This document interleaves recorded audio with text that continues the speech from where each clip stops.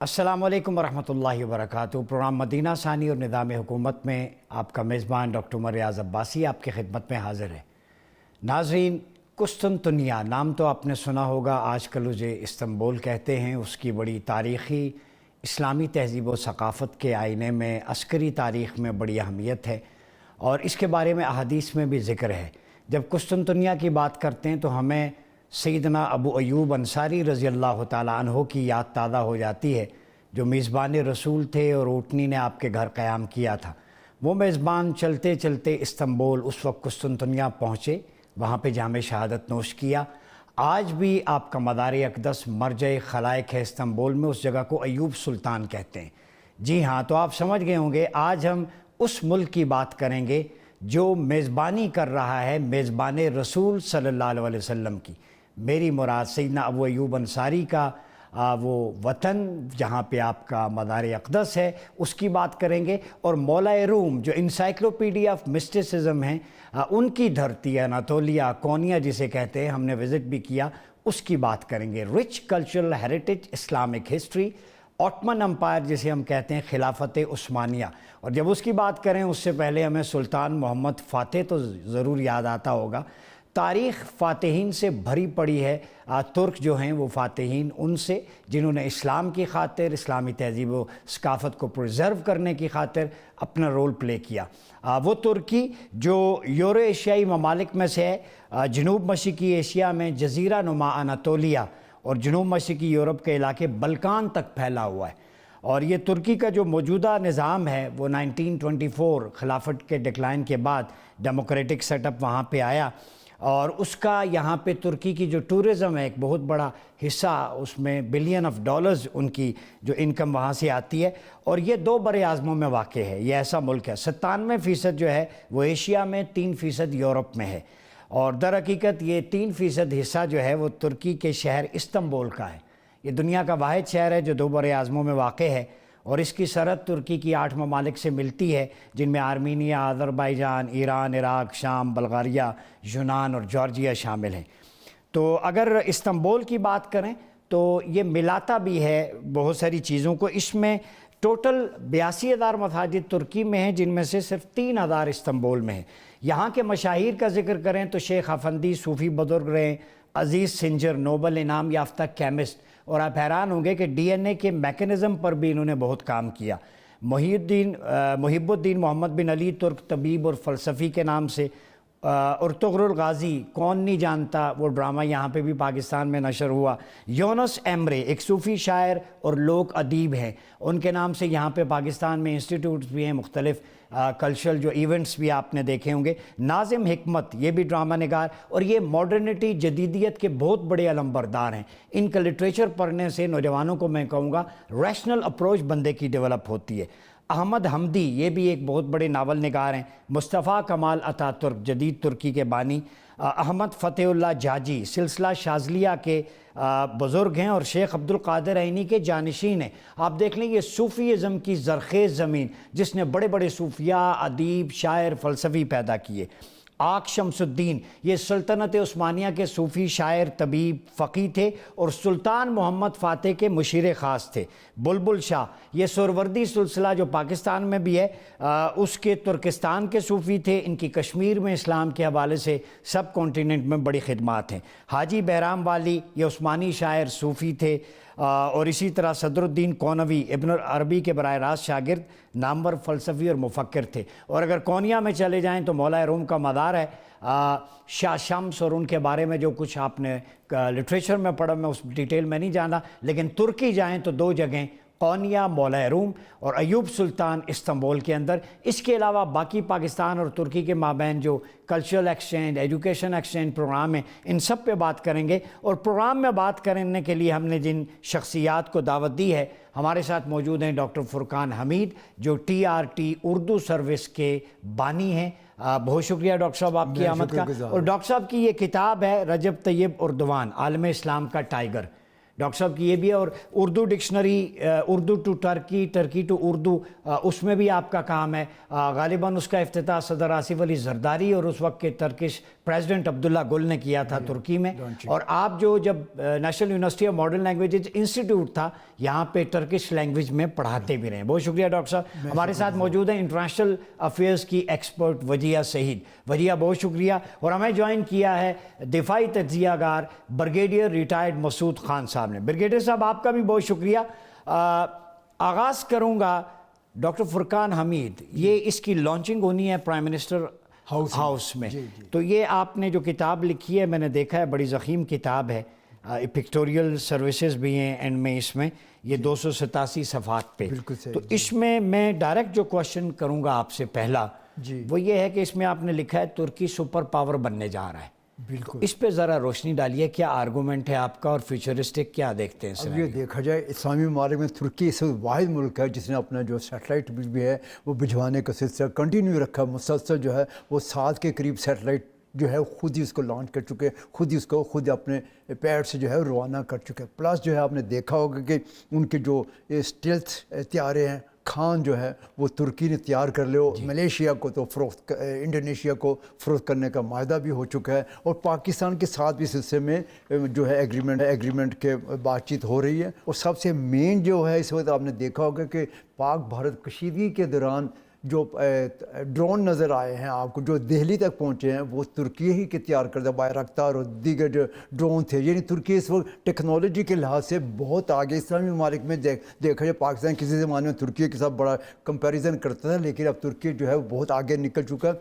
वो इस वक्त 16वीं बड़ी जो इसे कह सकते हैं हम इक़्तिसादी क़ुव्वत है। इसी वजह से तुर्की को मैं कहता हूँ तुर्की रजब तैयब एर्दोआन के दौर में एक सुपर कुव्वत बनने की राह पर गामज़न है। बहुत जल्द जो है वो आपको देखेंगे कि ये तकरीबन 10वीं से 9वीं 8वीं सुपर ताकत उभर कर सामने आएगा। और ये ख़ास तौर पर अस्करी क़ुव्वत के लिहाज से, अस्करी टेक्नोलॉजी के लिहाज से इनके इदारे, आपने देखा होगा कि इदारे इस वक्त जो है अस्करी क़ुव्वत के लिहाज से, टेक्नोलॉजी के लिहाज से तकरीबन 12 से 15 बिलियन डॉलर की कमाई कर रहे हैं। सिर्फ अपना जंगी सामान फ़रोख्त कर रहे हैं।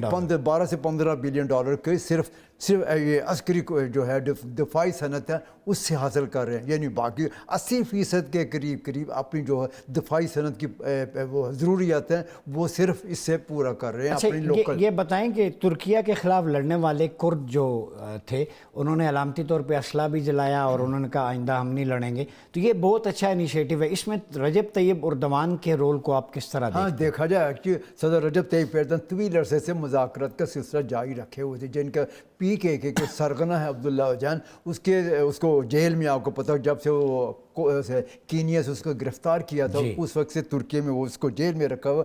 उसी के थ्रू जिसे कह सकते हैं उसी के थ्रू इनिशिएटिव लिया गया था और फिर मुज़ाकरात का सिलसिला तवील अरसे जारी रहा। और फिर आखिरकार जो है वो PKK जो है तकरीबन 50 साल के तवील, यानी अगर दहशत गर्दी का पाकिस्तान में और दुनिया में कहीं उस वक्त नामो निशान नहीं था, जबकि तुर्की में 70 की दहाई से ये दहशत गर्दी का सिलसिला शुरू हो गया था और दहशत गर्दी पर किसी सूरत भी काबू नहीं पाया जा रहा था। यूरोपीय ममालिक जो है वो PKK की मुसलसल हमायत करते चले आ रहे थे। यहाँ पर एक चीज़ बता दूँ, उस पाकिस्तान इतना एडवांस जस्टिस एंड डेवलपमेंट नहीं, PKK जो है उनकी दहशतगर्द तंजीम है जो जी हाँ। और यहाँ पर एक चीज़ जो वो KP है जस्टिस, हाँ वो आग पार्टी है, एक पार्टी के नाम से, आग पार्टी के नाम से। PKK जो है वो दहशतगर्द तंजीम है जो दहशत गर्दी करती है। जी हाँ। और इस वक्त दुनिया का वाहिद मुल्क था वो मैं बता रहा हूँ PKK, तुर्की, पाकिस्तान, जिसने तुर्की की उस वक्त हर तरह की अस्करी क़ुव्वत के लिहाज से फौजी सामान जो है पहुँचाया था, गोला बारूद पहुँचाया था इस पर काबू पाने के लिए, क्योंकि बाकी सारे ममालिक अमेरिका ने नेटो में होने की वजह से पाबंदियाँ आयद कर दी थी। ये फ़र्क है पाकिस्तान तुर्की के तल्लुकात। मैं डॉक्टर वजिया सईद साहिबा ये बताएं कि सदर रजब तैयब एर्दोआन ने प्राइम मिनिस्टर से, आपको पता है, मुलाकातें कॉन्फ्रेंसेस में भी आते रहे, हमारे वफूद भी गए।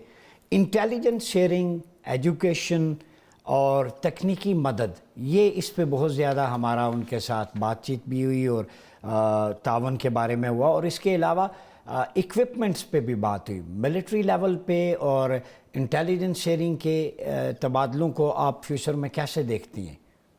सबसे पहले तो बहुत शुक्रिया डॉक्टर साहब, आपने अपने प्रोग्राम में मुझे बोलने का मौका दिया। پاکستان اور ترکی کے درمیان جو ڈیفنس لیول پر اور اسٹریٹجک لیول پر جو کوآپریشن ہے وہ تو ہم جانتے ہیں کہ گزشتہ 30-40 سالوں سے کافی اس کے اندر جو ہے بڑھاؤ دیکھنے میں آیا ہے. لیکن جب سے گزشتہ 2-3 سال سے آپ نے دیکھا ہوگا کہ پاکستان کی طرف سے ترکی کے سرکاری دورے بھی کیے گئے, ہمارے درمیان روابط میں مزید اضافہ ہوا, رجب طیب اردگان بھی پاکستان آئے, اور سب سے بڑھ کر ابھی جو ریسنٹ پاک انڈیا جو کانفلکٹ تھا اس کے دوران پاکستان کو احساس ہوا کہ ہمیں اپنے مزید جو ہمارے پارٹنرز ہیں ان کے ساتھ ہمیں تعلقات مزید گہرے کرنے کی ضرورت ہے, اور جتنی سپورٹ ہمیں ترکی سے ملی وہ ایک بے مثال سپورٹ ہے اس سارے جھگڑے کے دوران, اس سارے کانفلکٹ یا جنگ کے دوران. اور میرے خیال میں یہ بات اب انٹیلیجنس شیئرنگ اور اکوپمنٹ شیئرنگ اور وہ ٹرانسفر آف ٹیکنالوجی سے کہیں آگے بڑھ چکی ہے. تاہم دفاعی سطح پر جس طریقے پر دونوں ممالک آگے چل رہے ہیں, ایک طرف ٹھیک ہے ترکی کو میں ریجنل پاور جو ہے میں مانتی ہوں, پاکستان نے بھی اب اپنے آپ کو ایک ریجنل پاور کے طور پر منوا لیا ہے. بریگیڈیئر مسعود خان صاحب, یہ بتائیے کہ پاکستان اور ترکی کی بڑی رچ ہسٹری ہے, کلچرل بھی, سویلائزیشنل بھی, اسلامک بھی, ہر حوالے سے. تو ابھی ہم دیکھ رہے ہیں مومنٹم شفٹ ہو رہا ہے, جو پاور کوریڈورز ہیں ویسٹ سے شاید ایسٹ کی طرف, پاکستان ہے, ترکیہ ہے, ایران ہے, بنگلہ دیش ہے, سینٹرل ایشین سٹیٹس, یہ اگر مل کے ایک دوسرے کو ایکسچینج پروگرام ہر فیلڈ میں ایک دوسرے سے تعاون کریں, فائدہ اٹھائیں, تو اس کانٹیکسٹ میں پاکستان ترکیہ ریلیشنز کو آپ کس طرح دیکھتے ہیں؟ جی ہاں, بہت شکریہ. دیکھیں میرا خیال میں ابھی جس طریقے سے ای سی او کا ہے, اور دیکھیں پرانی آر سی ڈی تھی, پھر ای سی او بنی, اور اس کے بعد سے پھر ایک D8 بھی ہے جس میں بھی پاکستان ترکیہ تو اس میں ممبرز ہیں. تو وہ ایک امپورٹنٹ ہے کنیکٹیوٹی کے پوائنٹ آف ویو سے. ہم دیکھتے ہیں بٹوین پاکستان, ترکیہ ہے, ایران ہے, ایون سینٹرل ایشیا کے ساتھ جو ہمارا لنک بنتا ہے. پھر پاکستان ایک کاریڈور پرووائڈ کرتا ہے ٹو ترکیہ کو ساؤتھ ایشیا میں, اینڈ ٹو دی یورپ کو, یہاں سے وہ جا سکتے ہیں. اور جس طریقے سے آپ نے بات کی ہے, دیکھیں کہ ترکیہ اور پاکستان کا بہت ہسٹورک, میں اس کو بتانا ضرور چاہوں گا کہ ایک ہسٹورک ہمارا لنک ہے. آپ اسلامک پوائنٹ آف ویو سے بھی دیکھ لیں تو آپ کو اگر یاد ہے کہ آٹمنز جب تھے تو اس وقت سے, جب سب کانٹیننٹ کے مسلمان تھے, وہ اس وقت سے سافٹ کارنر تھا آٹمنز کے لیے. پھر اسلامک ہیریٹیج دیکھ لیں آپ, دیکھیں غزنوی ترک تھا, غوری ترک تھا, اس کے بعد سلیب ڈائنسٹی کے سارے لوگ ترک تھے, خلجی ترک تھا, تغلق ترک تھا, ایون مغلز اور تیمورز بھی ترک و مغل کہتے ہیں. تو وہ انفلوئنس تھا وہ جو خطے میں پڑا اور پاکستان پہ پڑا, تو وہ ایک ہے, اس میں ہیریٹیج ہے.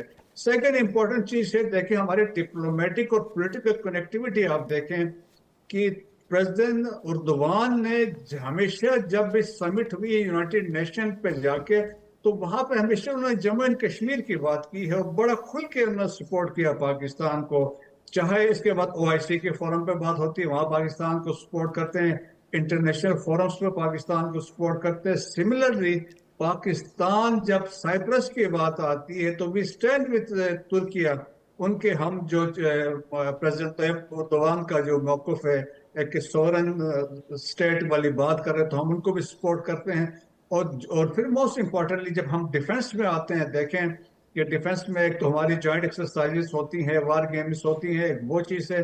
پھر اس کے علاوہ بھی آپ دیکھیں جو بیلجیم نیول وار شپس بن رہے ہیں, 2 ترکیہ میں بن رہی ہیں, 2 پاکستان میں ہیں, 3 پہ آلریڈی کام اس پہ سٹارٹ ہو چکا ہے.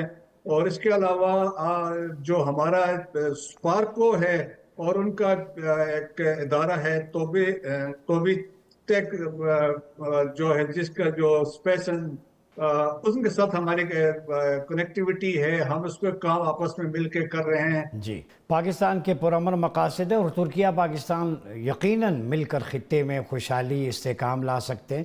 آبادی کا ایک بہت بڑا حصہ ہے, کوآپریشن, ڈیولپمنٹ, مختلف سیکٹرز پہ بات کریں گے. وقت تو آ جاتا ہے ایک چھوٹے سے بتے ہیں بریک کے بعد.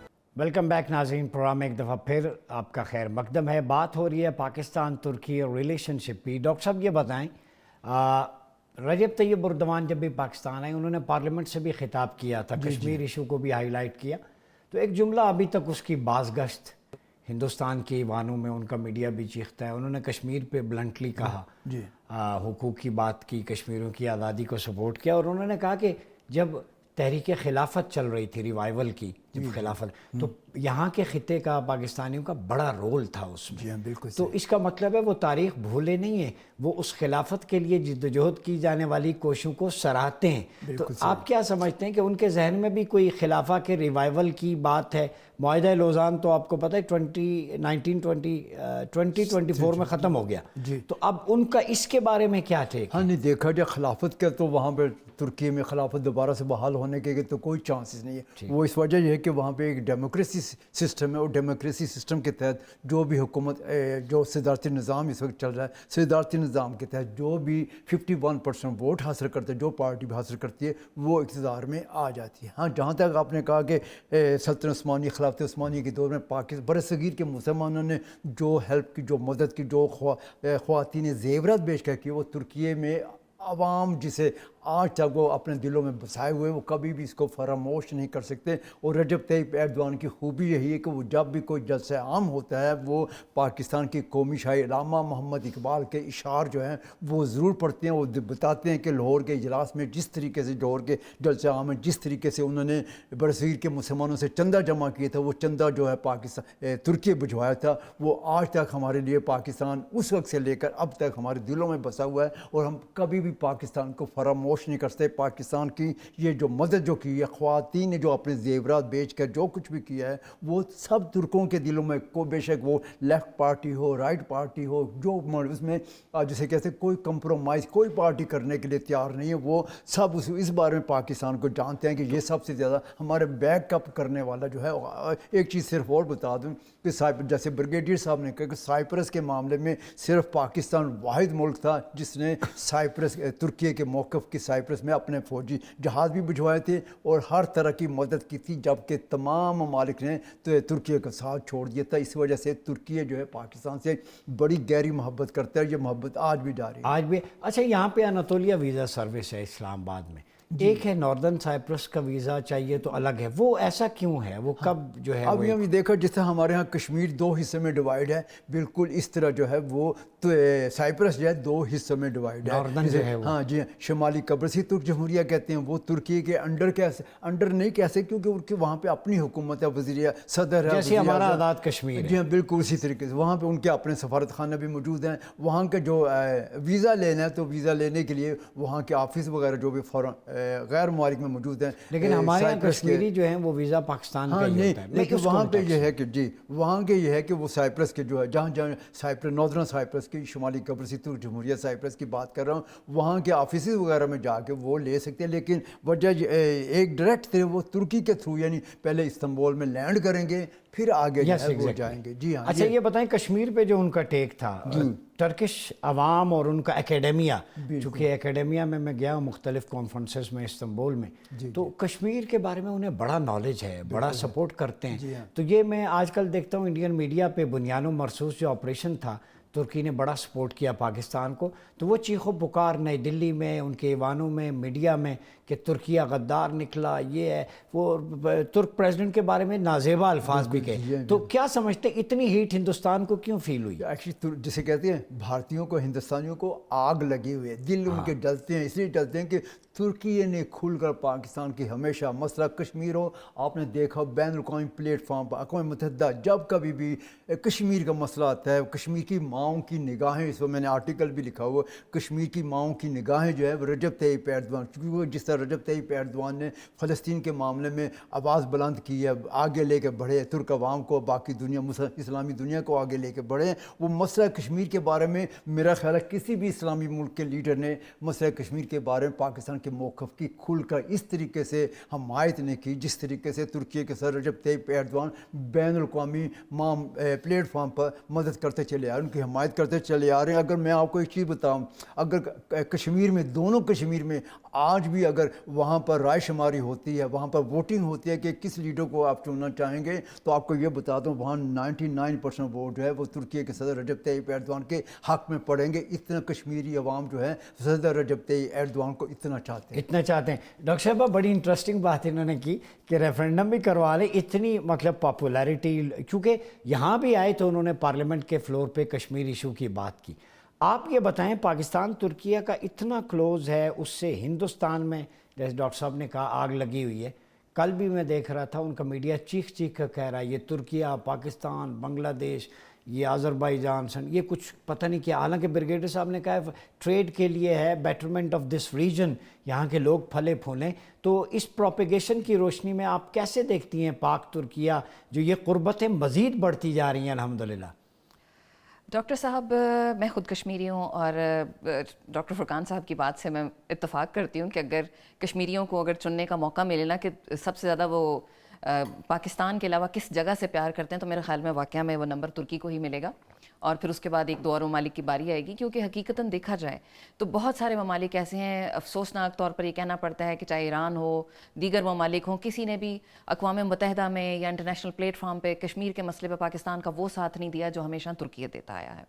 रही बात भारत का ये जो एटीट्यूड है, तो देखें पाकिस्तान और तुर्की अब एक नए जो हैं डिफेंस और स्ट्रेटेजिक अलाइज बन गए हैं। ठीक। उस खिते में जहाँ तुर्की एक रीजनल पावर की हैसियत से उभर रहा है, तुर्की न सिर्फ यूरोप में अपने कदम जमा रहा है, बल्कि आपने देखा होगा कि अभी जो गज़ा का जो कॉन्फ्लिक्ट चल रहा है और अरबों ने जिस तरह ख़ुद को काट कर अलग कर लिया है, वहाँ पर एक तुर्की एक मजबूत आवाज़ की सूरत में जो है वो खड़ा रहा।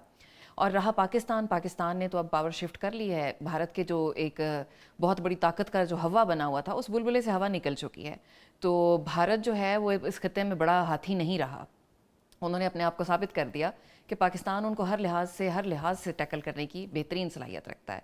तो दोनों कुव्वतें माशी तौर पर भी, माशरती तौर पर भी, मजहबी, सियासी, अखलाकी, मतलब कौमों के दरमियान आपस में इतनी मोहब्बत है कि हुकूमत किसी की भी हो, दोनों ममालिक को के अवाम को आप एक दूसरे से जुदा नहीं कर सकते।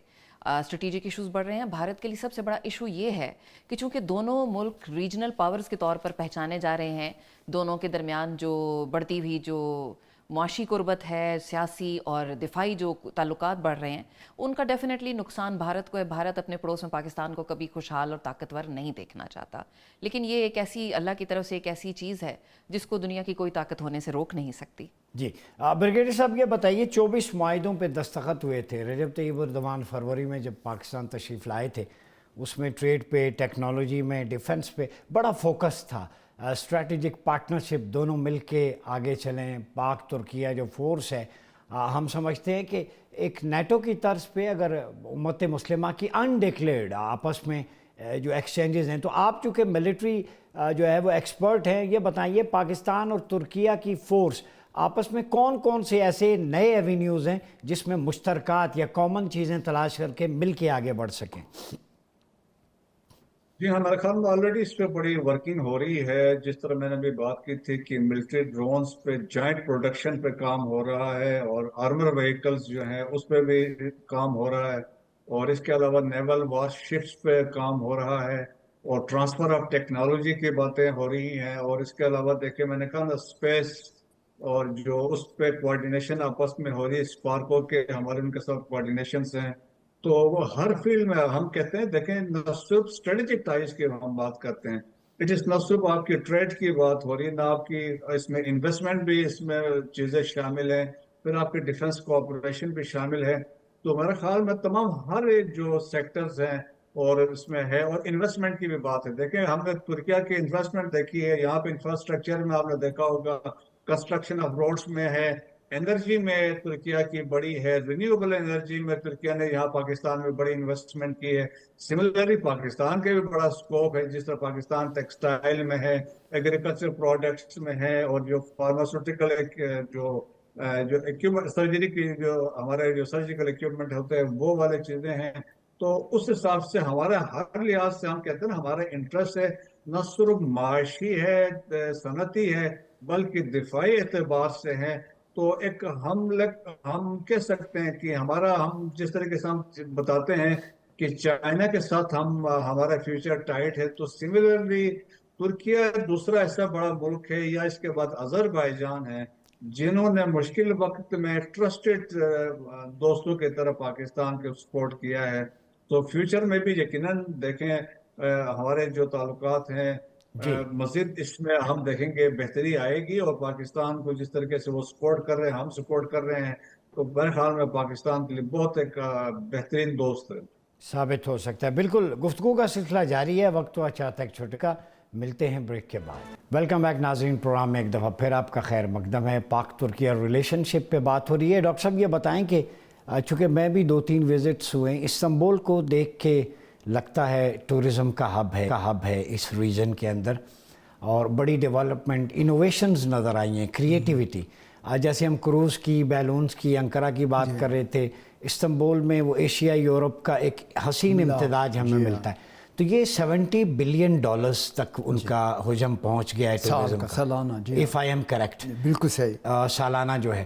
تو یہ بتائیں اس کے پیچھے کیا متھ ہے, اور پاکستان اس ٹورزم کا جو ان کا میکنزم ہے اس سے کیسے فائدہ اٹھا سکتا ہے؟ اس سے پہلے میں ایک چھوٹی سی جو ہے وہ کرنا چاہوں گا کہ عسکری قوت آپ نے دیکھ, نیٹو نے ایک عسکری قوت بنائی ہوئی, نیٹو یورپی ممالک.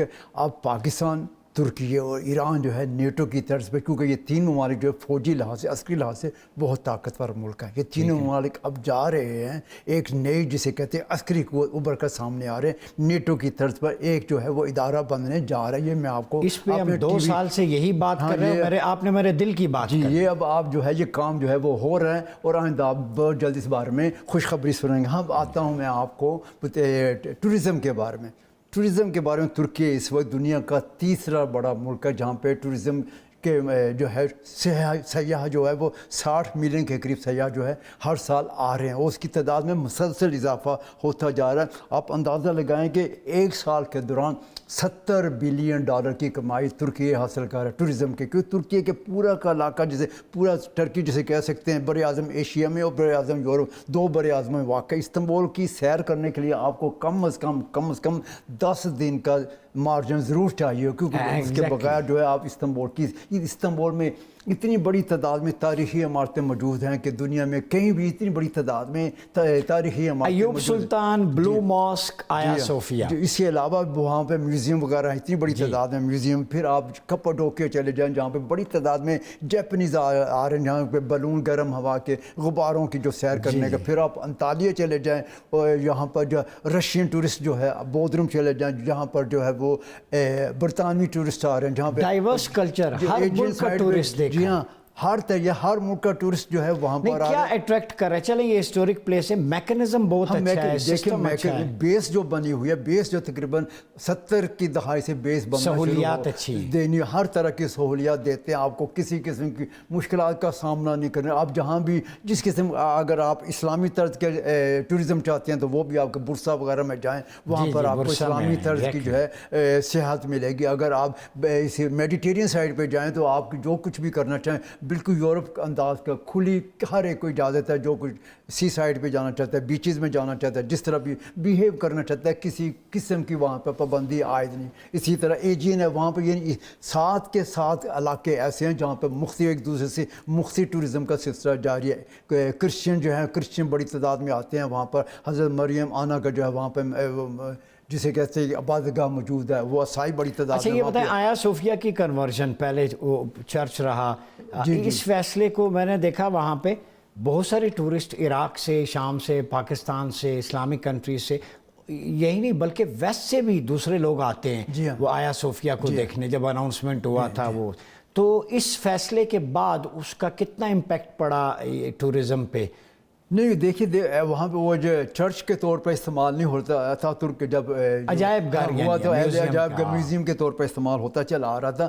پھر رجب طیب ایردوان نے اس کو جو ہے وہ ماسک مسجد, کیونکہ ایکچولی بیسک وہ مسجد کے طور پر ہی ہو رہی تھی, پھر جو ہے اس کو بعد میں میوزیم میں کنورٹ کر دیا گیا. لیکن رجب طیب ایردوان پچھلے 5-6 سال 24 تک وہ ماسک ہی تھی. بالکل صحیح, بعد میں عجائب گھر. جی ہاں, سلطان محمد فاتح کے دور سے وہ سلسلہ چلا آ رہا تھا. اس کے بعد وہ میوزیم اتھا ترک کے دور میں میوزیم بنا دیا گیا, اور پھر رجب طیب ایردوان کے دور میں دوبارہ اس کو جو مسجد, لیکن آرکیٹیکٹ اور اس کا فینسی وہ سارا دیکھنے کے لیے تو, اور پھر اس کے سامنے بالکل سامنے اپوزٹ آپ دیکھیں گے بلو ماسک, وہاں پہ بھی بڑی تعداد میں, یعنی آپ کو کرسچین ٹورسٹ بھی نظر آتے ہیں, وہیں پر آپ کو مسلمان ٹورسٹ بھی. اور میں نے دیکھا ہے جو گریو یارڈ ہے سلطان حمید اور سارے ان کے اہل خانہ کا, وہ بڑا یونیک ہے. بالکل صحیح کہہ رہے ہیں, اس کو بھی دیکھنے کے لیے جب وہ مزاروں پہ کتبے وغیرہ دیکھتے ہیں تو بالکل فرق نظر آتا ہے. اس طرح کے کتبے آپ کو کہیں بھی نظر نہیں آئے. اچھا ڈاکٹر صاحب یہ بتائیں, ودیعہ سعید صاحبہ, کہ میں خود گیا ہوں وہاں پہ, ایک چیز بڑی حیران کن ہے, ایک محبت,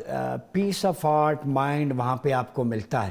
مثلا ڈاکٹر صاحب اس کو انڈورس کریں گے, ایوب سلطان میں آپ جائیں تو بلیاں بھی اور کبوتر بھی اکٹھے وہاں پہ ہیں، وہ کندھے پہ آ کے بیٹھ جاتی ہیں، لوکلز کے بقول وہ ہر لینگویج سمجھتی ہیں. میزبان رسول کے باہر وہ ایسا ہم نے منظر دیکھا ہے، لوگ کبوتروں کو دانہ ڈالتے ہیں. اور وہاں کا جو ٹیمپریچر ہے اس ایوب سلطان کی ٹیریٹری کا بقول لوگوں کے، اب یہ آپ بتا سکتے ہیں 12 مہینے ایک جیسا معتدل ہی رہتا ہے، شاید ان کی نسبت کی وجہ سے کچھ ایسا ہے، خوبصورت ہے. تو ڈاکٹر صاحب یہ چیزیں جو پاکستانیوں کے لیے بھی ایک محبت بڑھ جاتی ہے اس حوالے سے، تو مختصراً بتائیے کیا جذبات ہیں آپ کے؟ جی مجھے خود وہاں جانے کا اتفاق ہوا، اور یہ مت میں نے، یا جو ایک بات مشہور ہے، یہ میں نے سنی تھی، اور مجھے ایک دفعہ 2 دفعہ وہاں پہ حاضری کا موقع ملا. تو دونوں دفعہ جب میں گئی تو باہر بادل تھے، ہوا ٹھنڈی تھی، لیکن اندر جا کر بڑا پلیزنٹ سا احساس ہوتا ہے اس علاقے میں، اور وہاں پر مجھے دعا کرنے کا وہ بھی موقع اللہ نے نصیب کیا. لیکن بہرحال میں نے جو چیز دیکھی، ابھی جو ٹورزم کے متعلق آپ بات کر رہے تھے، کہ ترکیے میں نہ صرف حکومت نے ایک میکنزم بہت اچھا بنا رکھا ہے سیاحوں کے لیے، بلکہ میں ساتھ جو ترک عوام ہے نا، ان کی نیچر کے متعلق بھی میں کہنا چاہوں گی کہ وہ بہت زیادہ اچھے لوگ ہیں. آپ کو آپ کے تمام تر آپ کی بیک گراؤنڈ کے ساتھ، آپ کی عادات کے ساتھ کھلے دل سے قبول کرتے ہیں، اور آپ کو کوئی وہاں تنگ نہیں کرتا. تو پاکستان میں نہ صرف حکومت کو اپنا جو ہے میکنزم ٹورزم کے لیے ٹھیک کرنے کی ضرورت ہے، بلکہ ان علاقوں میں آپ دیکھیں ابھی بھی ٹورزم ہوتا ہے جہاں کے لوگ زیادہ فرینڈلی ہیں.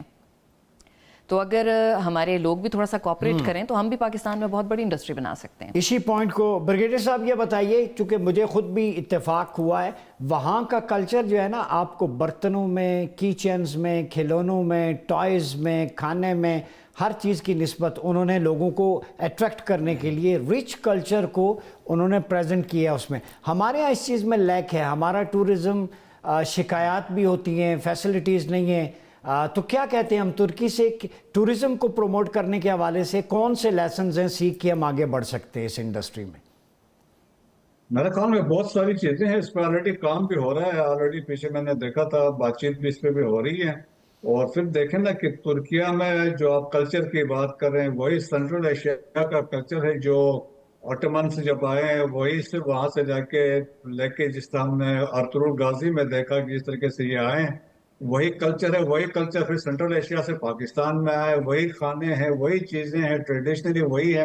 سو ترکیہ کا انفلوئنس آپ دیکھیں، سینٹرل ایشیا میں بھی دیکھیں گے، پاکستان میں بھی دیکھیں گے، آپ آذربائیجان میں اور ایران میں بھی دیکھیں گے. تو وہ انفلوئنس. اور پھر دیکھیں ایک امپورٹنٹ چیز میں بتانا چاہتا ہوں، people to people contact, especially جو پاکستان کے اندر جو ترکیہ کے جو ہسٹورک ڈراموں نے جو کردار ادا کیے ہیں وہ فینامنل ہے. ابھی چاہے ارطغرل غازی تھی کا ڈرامہ تھا، یا اس کے بعد آپ دیکھ لیں کہ عبدالحمید پہ آیا، وہ بھی زبردست تھا. اس کے بعد صلاح الدین ایوبی پہ جو چل رہا ہے، اور اس کے بعد آج کل باربروسا پہ بات ڈرامہ چل رہا ہے. سو اس کا ایک امپیکٹ ہے، ایک انسپریشن آپ دیکھیں ترکیہ سے لوگ لیتے ہیں کہ اتنی گلوریس ہسٹری رہی ہے ترکیہ کی.